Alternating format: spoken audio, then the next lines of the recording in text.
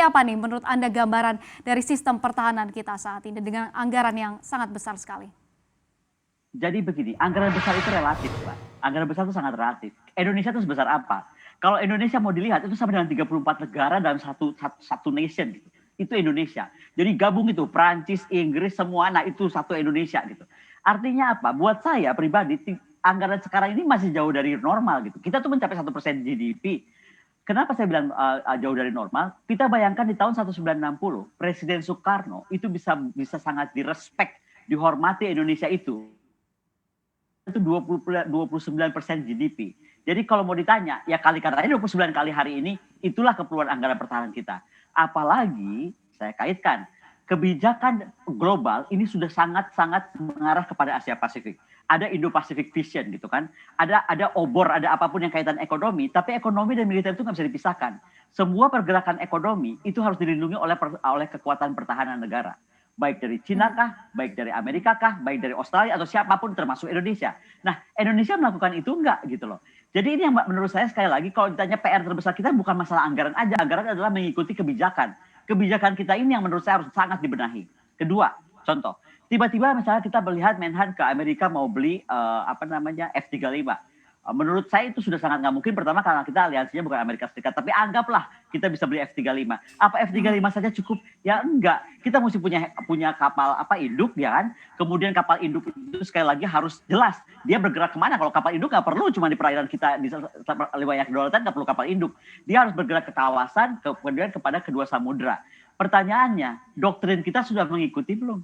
Jadi begini loh, beli alutsista atau alat peralatan pertahanan dengan anggaran berapapun, itu harus mengikuti doktrin kita mau apa gitu.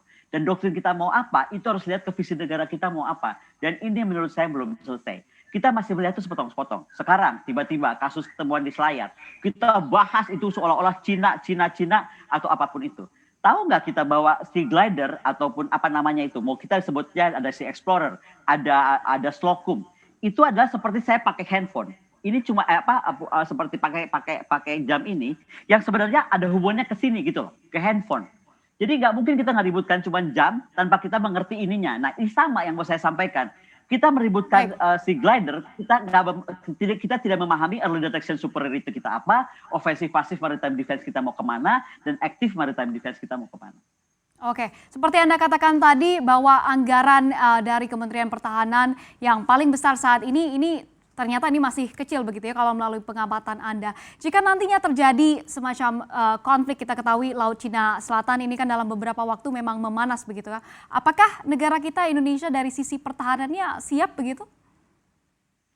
Kalau dari secara mandiri saja nggak mungkin. Kecuali kita ini masih perang model dogfight. Perang model dogfight itu apa sih Bu Kony gitu? Model perang dunia gitu. Jadi ada pesawat ditabrak perang, ada kapal perang. Nah, masalahnya perang modern itu udah nggak seperti itu.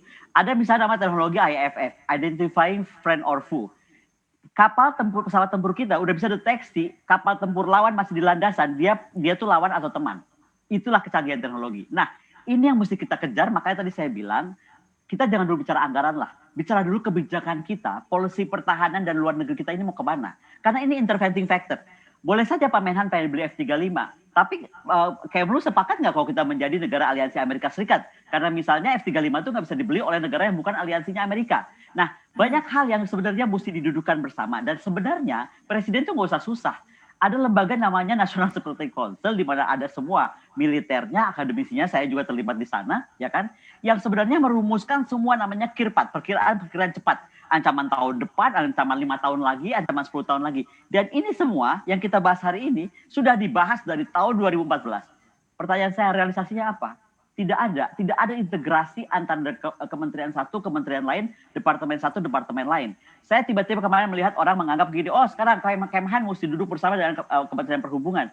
Buat apa? Di dalam sebuah National Security Council, itu nggak mungkin masalah Sea Glider ini kalau ini ancaman militer, hanya duduk antara Kementerian Perhubungan dan Kementerian Pertahanan. Nggak bisa, ada Kementerian Luar Negeri yang harus dilibatkan, ada Kementerian Perindustrian, ada banyak hal termasuk kampus, untuk kemudian kita melakukan riset yang terintegrasi menghadapi ancaman-ancaman dan perkembangan teknologi yang ada di depan mata kita ini.